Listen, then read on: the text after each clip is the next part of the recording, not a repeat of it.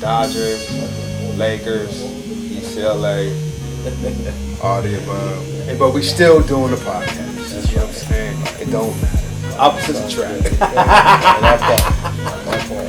Hey, what's up, y'all? This is Kay from the Let's Talk About It podcast, man. I am here live at Iconic Blendz with my boy Trill. You know what I mean? What's up, bro? How you living? I'm good, man. Glad to see you. You doing good? Good. I can't complain. Man, I'm excited for this interview, bro. I really can't wait so people can hear your story, man, how you started in this barber industry. You know what I mean? Dude, so let's get started right into this interview, dog. Like, how long you been barbering? I've been doing this about 8 years now. Licensed consistently. Right. Shop owner going on 4 years now. Okay. Just about opened up early 2019. So yeah, it's good. So you've been a barbershop owner for 4 years. Now, tell me, how did you get started barbering into the industry? I started cutting hair.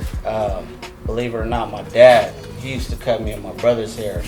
He was Navy, so he would be gone, go get some jacked up haircuts. And I got tired of it. Said, you know what? I'll tear myself up myself. Yeah. Matter of fact, I would get my little brother, he was my guinea pig. Yeah. So yeah. I would start with him and then do mine.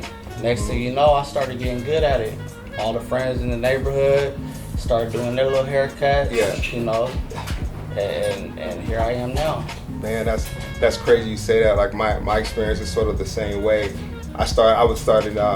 My dad's a Marine. Okay. So we were traveling a little bit. So we used to get a haircut on base, and we all know how that experience can be, right? Man, so boy, I got tired of getting jacked up haircuts. So one day I had my mom cut my hair, and Bobby Brown. I'm a little bit older than you guys, so Bobby Brown was my icon. I wanted the gummy, and she jacked me up, man. And from there, I started cutting my own hair, and then same thing. Like my brother was actual guinea pig. That's how I actually started getting better in the game. You know what I mean? So that's pretty dope, man. So as far as barbering, right? You coming? Where you from originally, anyways? Sacramento. Okay. Yeah, we came out to San Diego. It was about maybe early 2000s, maybe sooner. I was about 7th, 8th grade probably.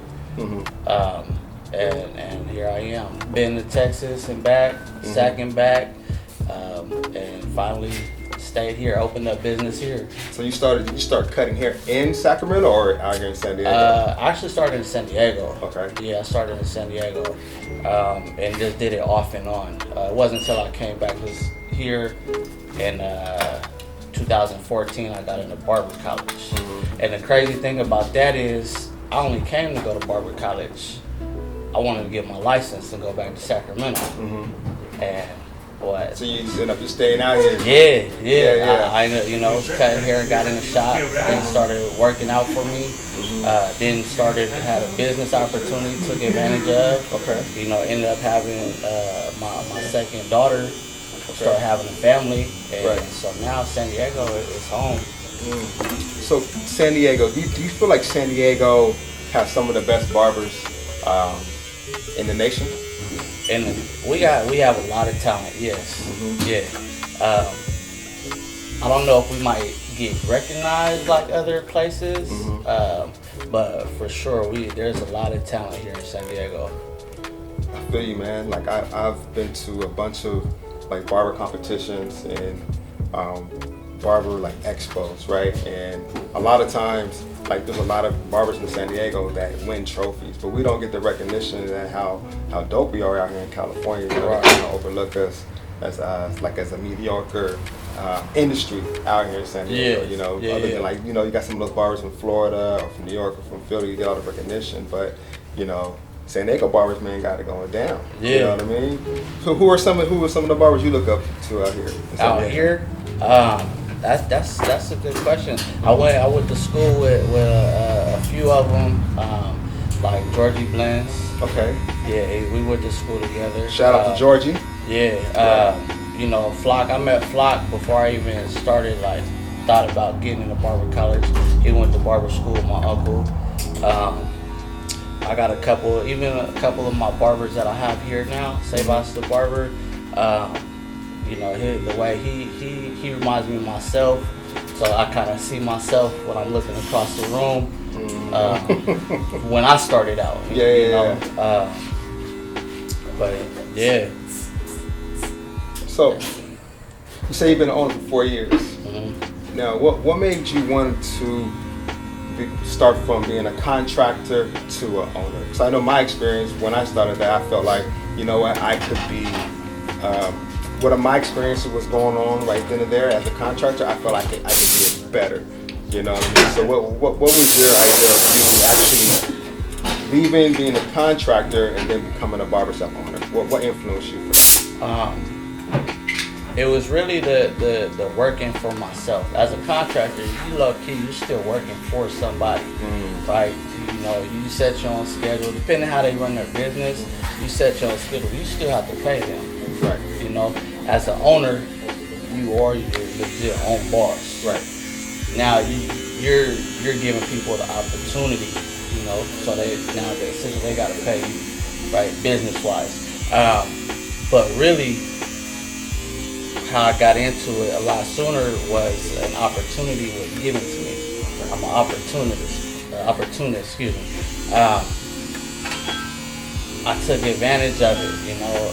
The person that reached out to me, it was from a barber event, you know, that I went to, and he came and spoke with me. He had a barber shop, didn't have no barbers, couldn't get it going, and he was telling me all about it, and I'm, you know, at the point I was managing the shop, things were good, and I went down to speak with him one-on-one at the location, and you know, pretty much, long story short, he said, you know, where you at now is cool, but you'll never be the owner of that shop. Here, I'm gonna put you at the table. I was like, who does this? Blew your mind, right? Yeah, I'm like, what's the catch? You know, I told him, like, let me get back to you. You know what I'm saying? Let me sleep on this. Hey, babe, you're not gonna believe it. You know, this man was trying to, you know, wants to get me past his business. And you know, I said, you know what? I want to be a shop owner. I have nothing to lose. I could work at any barbershop in San Diego. Why not take advantage? But here's the thing. When that started, I told him, I said, hey, look, in order for this to work, are you willing to start from scratch? Right? Okay. Because you had what you had going wasn't working. The only way we feel like I could feel like this is mine too is if we start over. This man swallowed his pride, everything that he thought he had going, and that's how we became Iconic Blendz. You know, he let that go. We went down to the city, did everything we needed to do, make it legit. That's dope. You know, so it was one of those things, and here we are. Here we are. Still moving and grooving. You know, I mean, I even expanded from a small shop to 4 chairs to 8 chairs in the studio. You know? Right. So, blessings. So the perfect opportunity came for you where you was like, you know what, I'm gonna leap with faith. And you know what, one thing I do believe in this industry, man, if you create it, people will come. You know what I mean? It's like that saying, if you build it, people will come. It's the same thing in the barber industry. I've seen so many shop owners not really have faith in themselves, but when they stepped out on that faith, and they built it from scratch, man, they're like blowing up. Yeah. You know what I mean? To the next level, man. That's what I see that's going on. That's here at Iconic Blendz, you know? And so, you know, we just got through a pandemic. Yeah. For 2.5 years of the shop being open and closed, and we don't know what's going to happen with the industry, right? They just shut us down. And it seems like you survived the pandemic, man. So what tell us how did you do that?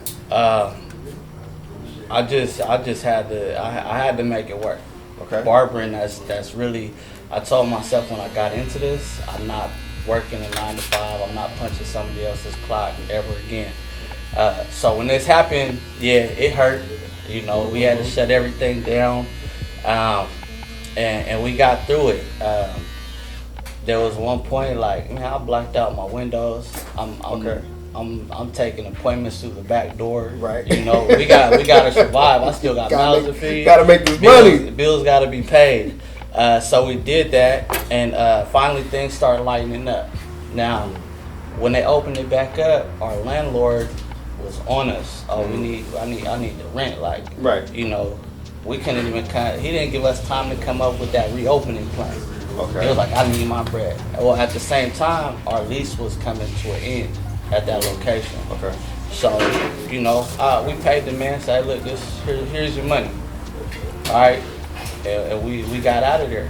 And that's how I was able to get this location with 8 chairs in the studio, right? And people thought I was crazy, like, wait, you doing what? You know, I said, look, this all I got. You know, I doubled up in the pandemic when a lot of people lost, a lot of people closed their shops. Right. You know, I'm still up and running, and I'm blessed, I'm fortunate, and I got, you know, I've been through many trying to get barbers back on after COVID and that, you know, everybody got comfortable cutting out their house, not paying no booth rent, you know, so starting, a lot of people was like, I don't pay no booth rent, so it was hard to find barbers, you know, but we covered what we needed to, we made it work. Now things is become a lot smoother than they were, you know, I damn near have a full shop, and things are good. My barbers is getting money, everybody Everybody can't eating. complain. Hey, if y'all need somewhere to cut, man, come to Iconic Blendz. I'm telling you. Yeah, Let them know. I do have one chair available, looking for a licensed professional. My man's right here. Come holler at us. Yes, sir. So pandemic was rough. You made it through it. You know what I mean? And so that had to have been like mentally. You have to be like pretty strong to get through something like that, man. I asked barbershop owners or just barbers in general. Do you feel like you need to be mentally strong to do this profession? Yeah, you do. All top. And personally, for me, when all that came about, I could say I was down. I didn't know what I was going to do. Mentally, I was kind of hurt, kind of shut myself off for about a week. You know, that's just being honest. But I can't do nothing sitting around the house, right? So I made a choice, you know, healthier lifestyle, start focusing on other things. When things started to open up, you know, I kept that same energy and keep going. Make time for yourself. That's the real thing to do this. Is if you're a barber and you're fully booked, like that's cool. You're gonna get your money, you got your clientele, but make time for yourself. That way you can take care of that stuff. You know what I'm saying? We all go through personal stuff where if you don't have the mindset, the quality of your haircuts might not come out the same. Your clients know when you're not having a good day. Right. You know? Hey, so you kind of quiet today. You good? Right. Yeah, I'm alright. But in the back of my mind, like, you know what? I should have took the day off. You know, man, I used to say it all the time. Like when they like, oh, you took the day. I was like, yeah. What was I calling it? I was like, it's just like a day for me. Like a rewind, reset. You know what I'm saying? Reset Get day. back on track. You know? But it's very important. Definitely. So when you're not behind a chair, what do you want people to know about you? I'm a family man. You know, I got two daughters, 12 and 6. I try to be there for them. You know, I try to get active. I grew up playing baseball, so I do like adult baseball league. You know, things like that to kind of to live my life still. You know what I mean? Right. Can't be a barber all the time. No, you know what I'm exactly, saying? right. So I try to do things like that. I'm active, and my youngest daughter, she plays baseball herself. So in the spring I'll be coaching, going back to Monday to Friday availability. Just a lot of time with your family, man. Right. A lot. So how do you prioritize your schedule? I know you own the business, you actually cut hair full time as well, and a family man.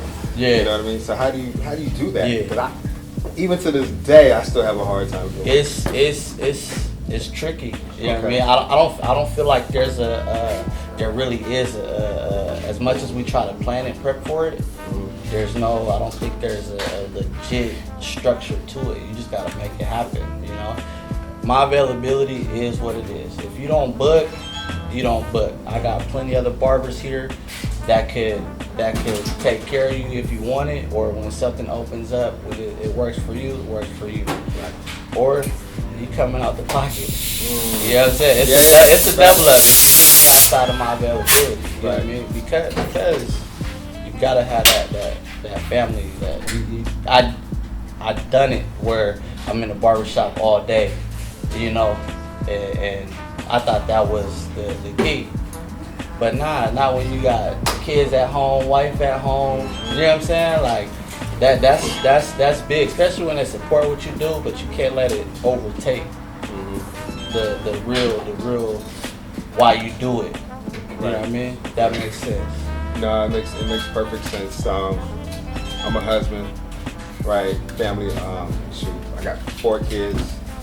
2 at home right now. I got 1 in college, and man, like I missed the first 8 years of me owning a business. I might miss those 8 years of my kid's life, right? Because I was teaching at school at night. I was running a business, and I was a barber at the same time. You know, in those 8 years that I missed were kind of vital. So the pandemic was actually a blessing for me personally, because I was able then to sit back and press like the reset button for myself and look at what was important in life. Right. You know, which was my family. Right. You know what I mean? Like I got tired of hearing the whole like, oh, I'm a single mom, oh, you're never home type thing. You know what I mean? You know, barbers know what we're talking about. We work a lot of hours in this profession just to try to get money. You might hear those conversations at home. You know, and so I decided to be like, you know what? I'm gonna focus on family, because family's first, right? So, man, do your thing. You keep doing your thing, bro. You know what I mean? Because it's not easy being a barbershop owner. It's not easy being a barber in this profession. It really isn't. And people take it for granted, you know, the opportunity that we have to like bless individuals and make them look and be just a confident booster, you know, for the community. You know. So do you feel like the barbershop industry is heading in the right direction? Yeah. Okay. Yeah. We gotta stay true to it. You know what I mean? There's some of us that's been doing it for a while, and you got a lot of younger cats come into the game after some of us kind of paved the way and made it easier, where now you see $40, $50 minimums in the shop. But stay true to your craft. Stay true to the craft. And, you know what I'm saying? If you want to keep it going in that direction, stay true to why you do it. Don't look at it as a quick bag, quick haircut. Build residual income. Build a relationship with those that sit in your chair, and you'll be well off. You know, you'll be consistently busy. Don't just quick money. That's not the answer. So when you say stay true to the craft, what do you mean by that? Some people might not understand that, what you're saying. Stay true to the craft. Like my perspective, when I'm saying craft is your services, how you may provide them. You know what I mean? Make sure it's quality first. You know, like you said it earlier. We build confidence in people, right? That could be a part of it. Is when these individuals come in here looking for a haircut with you, it's something about you that attracts them to you. So be yourself with them. You know. You could open. I've opened up to clients that I probably wouldn't even open up to best friends or my significant other about certain things in life. You kind of build that behind what you do, you know, in those relationships. Right. And just be true. That's really true. Be yourself. Like Like that's.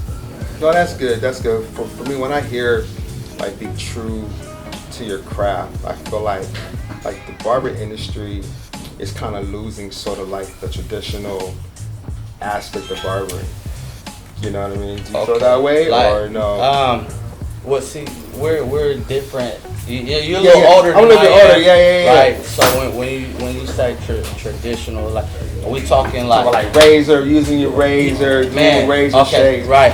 You know what I mean? The hot towels, stuff like that. That stuff is very important.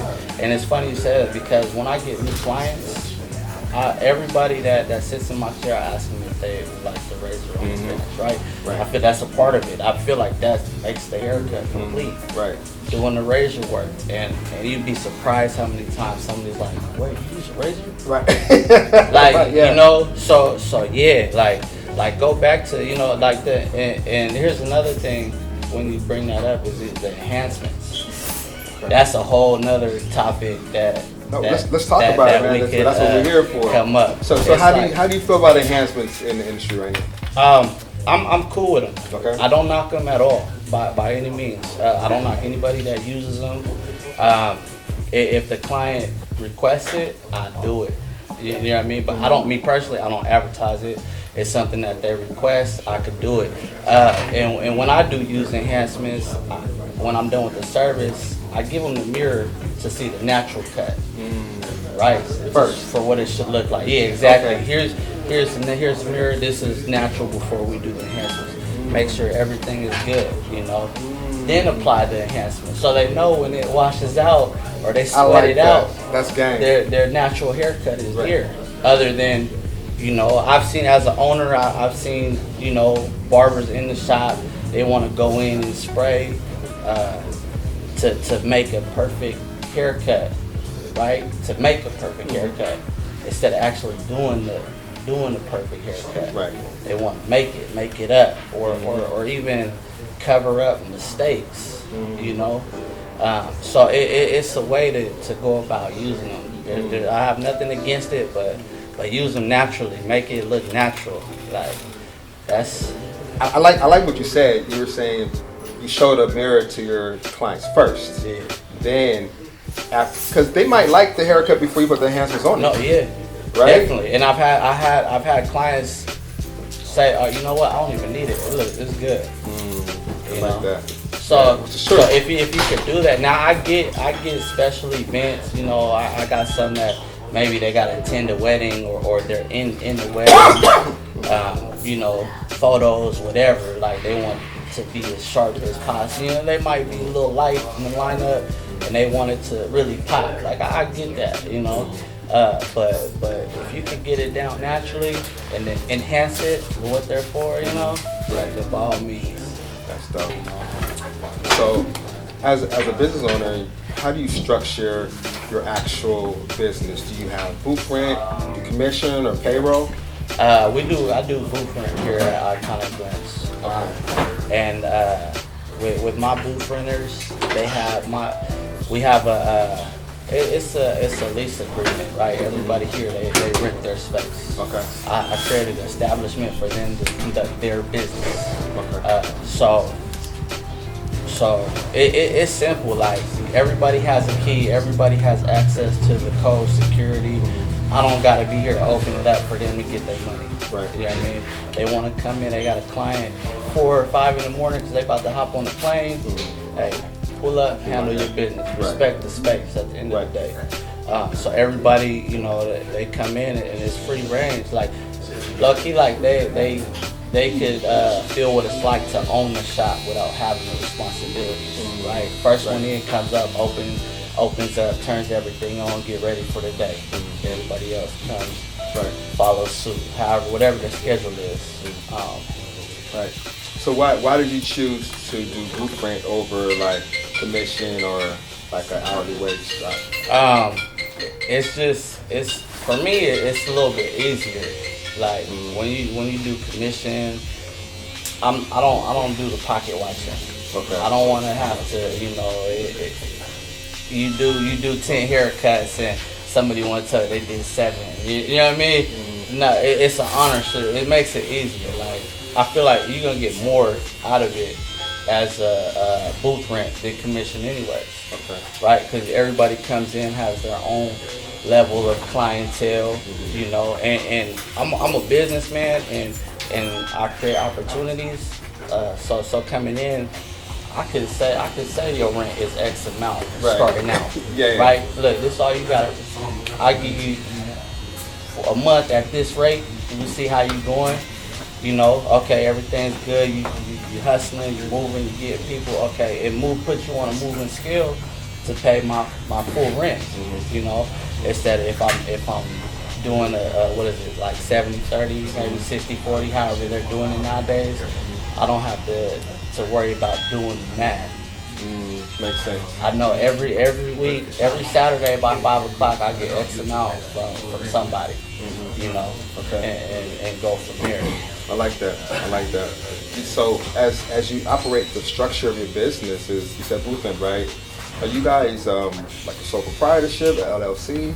Right now we got a general partnership. Okay. Between me and my business partner. That's good. It made things a little bit easier. You know, we started this not knowing where it's going. With any business, you don't know.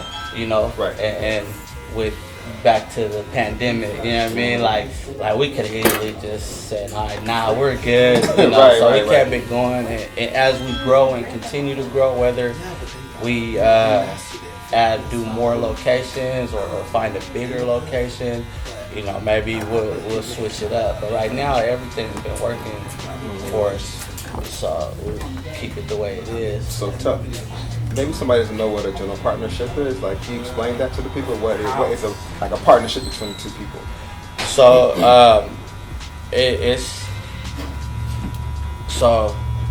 he had my partner. He has 50%. I have 50%. We just did it 50-50. There's no majority holding, right? Exactly. You know what I mean? And the way we do things here, he's not a barber. I'm the barber. So how we kind of structured it is I handle the barber business, right? He takes care of the outside business, whether it's like the marketing or the bills or advertising, you know what I'm saying? And I hold down my half in the shop, and he does his half outside the shop. Right. I feel like it's pretty black and white, you know what I mean? How we broke it down. You got this, I got that. You know what I mean? Okay. If there's any gray area, we meet in the middle.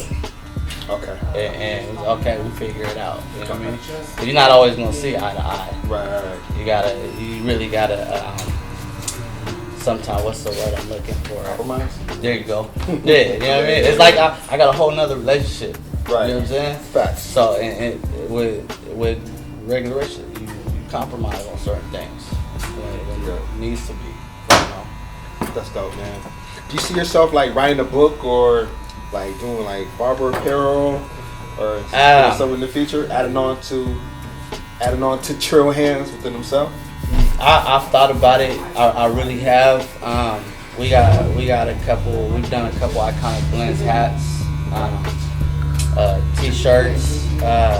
But for me, my focus really is on two services. Right, haircut, and beard. You know what I mean? All the merchandise, all that's cool. But me personally, like I get it behind the chair. Maybe one day I'll come drop some merchandise or product, but right now I'm trying to capitalize on what I do in the chair before I really branch off. I might try that when I step back from cutting. You know what I mean? So I can focus energy into that, because it goes back to the business family. Right. If I add on merchandise and products, that's taken away from that family time. That's taken away from that chair time. You know what I'm saying? And you know, it may boom, it may not boom. But I know what I'm doing right now is working. Facts. Haircut, and beard. Haircut, beard. Yeah. So, and, you know, anything else is extra. You know what I mean? But that's just me though. That's me. Okay. You know. Where do you see yourself in 3 years from today? 3 years from today, maybe in expanding another location. Okay. Our lease is almost up here. Okay. So who knows? We might continue it here or move elsewhere. But I'll still be cutting some hair. You know, and just progressing from where I am now. You know, maybe. Man, it's hard to say. It's so much. It's so much, right? Like 3 years from now, I didn't know that I would be I'm sitting here talking to you on a podcast or like doing S&P. Right. Even like selling my shop that I had to, you know, Yeah, a couple I years remember ago. that. I remember You know that, what I yeah. mean? So like 3 years is a long way. I like to ask people that just because you just never know where people's journey is gonna go. Yeah. You know, in the future and stuff like that, man. That's dope. So, like I said, this podcast is about motivating, inspiring the next generation, or just inspiring just barbers in the industry, estheticians, cosmetologists. It doesn't even matter. Yeah. Right. So, say some encouraging words, man, for people that are in the beauty industry right now. Don't stop. Keep doing what you keep grinding. You know, there's gonna be slow days as part of the industry. You know, but don't give up. There's clients out for you. You gotta go find them. You gotta put your feet in the street. Social media. You guys have all the outlets. Use them. You know, even with your barbers you work next to, pick their brains. They've been doing it, maybe not as long or longer than you have. Just don't quit, because one day you can have your own shop or hosting podcasts. You know, it's a lot of opportunity. Just keep going. Facts. You know, like the sky's the limit in this industry. Like Trill was saying, you can do whatever you want, when you want, and how you want to do it. Cutting hair can be an option, or being a platform artist can be an option. So it's whatever your dreams and wherever you want to take your dreams as far as you want to in this industry. So I just want to encourage you guys. You know, man, I appreciate you first off, man. Thank you. Know, It's a pleasure. Just being on here, taking your time. I know you got haircuts to do after this, and just encourage just young barbers or even the older generation, man, to stay strong. And if you're struggling getting clients, man, market the hell out yourself. You know, advertise. There's so much free materials that are out here that can help you gain that clientele. Just don't rely on the barbershop owner, right? It's not the barbershop owner to feed you. We talked about that earlier this week with my other guy, man. You know, he elaborated on that. Yeah. And I think it's important that we continue to say that, because a lot of times independent contractors, they rely on the barbershop owner to feed them. You know. To piggyback on that, we did our part. As owners, we created an establishment for you to conduct your business. So get out there and do your business. Man, once again, I appreciate you, man. We are here at Iconic Blendz. This is Let's Talk About It podcast. I am K, and you are Trillhandz. Man, we out. Appreciate you.